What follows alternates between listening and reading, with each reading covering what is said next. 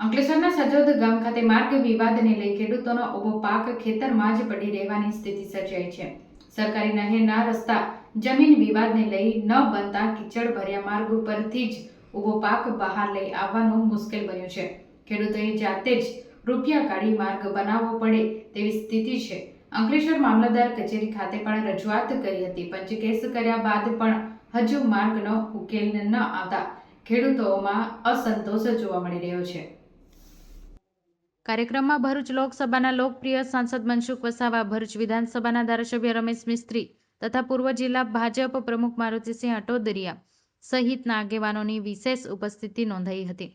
કાર્યક્રમને અનુલક્ષીને ભોલાવ, નંદીલાવ, રહાડપોર અને ચાવજ ગ્રામ પંચાયતના સરપંચ, પંચાયતના સભ્યો તેમજ ગ્રામજનો મોટી સંખ્યામાં ઉપસ્થિત રહ્યા હતા। નૂતન વર્ષની શુભેચ્છાઓ સાથે સ્થાનિક વિકાસ, ગ્રામ્ય સુવિધાઓ અને ભવિષ્યની યોજનાઓને અંગે આગેવાનોએ માર્ગદર્શન પૂરું પાડ્યું હતું। અમારા સજોદના ખેડૂતોની જે શેરડી સળગી ગઈ છે તે અત્યારે કાદુ પાણી હોવાથી રસ્તા પર ખાલી ટ્રેક્ટર લઈને એક ચીલો પાડવા નીકળ્યા કે એમાંથી થોડુંક રસ્તો કઈ રીતે બનાવવો તેનો એ અંદાજ આવે। અને અત્યારે તો તમે જોઈ શકો કે એટલું કાદુને એ છે કે એને કઈ રીતે લગભગ 1.5 થી 2 લાખ રૂપિયાના અહીંયા મેન્ટેલિંગ કામ થશે તો જ આ રસ્તો પર ગાડી નીકળતી કદાચ થશે।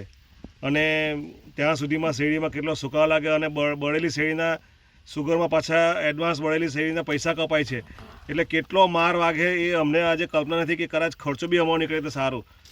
એટલે અમે ઈશ્વરભાઈ સાહેબને પણ અમે વિનંતી કરવાના છે કે કંઈક આમાં અમને પણ પનભાઈ સુગરના ચેરમેન તરીકે કંઈક આમાં રાહત આપી શકો, રસ્તો બનાવવામાં પણ અને બળેલી શેરડીના પૈસાની કપાતમાં પણ। અચ્છા, રસ્તાની શું સમસ્યા છે? મૂળ રસ્તાની સમસ્યા એવી છે કે આ રસ્તો જે તળિયાવી સડકેથી નીકળીને સીધો 33 ફૂટની નહેર છે, સરકારી જે પડતર નહેર છે, રસ્તા માટે આપેલી છે, એ ડાયરેક્ટ મોલેશ્વર જે પાકો રોડ છે ત્યાં જોઈન્ટ થાય છે અને એનાથી બી આગળ અડીપોળા રોડ પર સાથે પણ જોઈન્ટ થાય છે।